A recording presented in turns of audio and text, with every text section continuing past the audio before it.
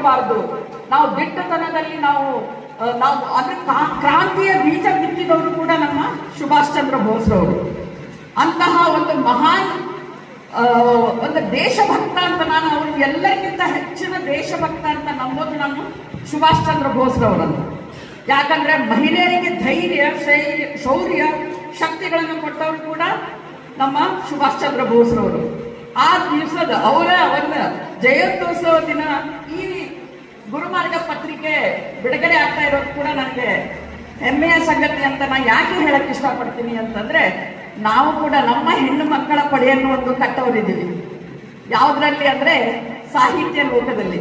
ನಾನು ಪುಷ್ಪಾ ಮೇಡಮ್ ಅವ್ರಿಗೆ ಹೇಳಿದೆ, ನಮ್ಮ ಸೌಭಾಗ್ಯ ಅವರಿಗೆ ಹೇಳಿದೆ, ಈಗ ನಮ್ಮ ಸಂಗೀತ ಬನ್ನೂರಾಗಲಿ, ಭಾರತಿ ಭವನತೆ ಆಗಲಿ, ಎಲ್ಲರೂ ಕೂಡ ಇನ್ನು ಬರವಣಿಗೆ ಶುರು ಮಾಡೋರಿದ್ದಾರೆ.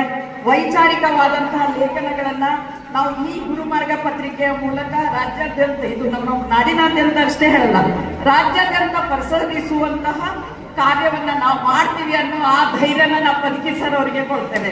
ಯಾಕಂದ್ರೆ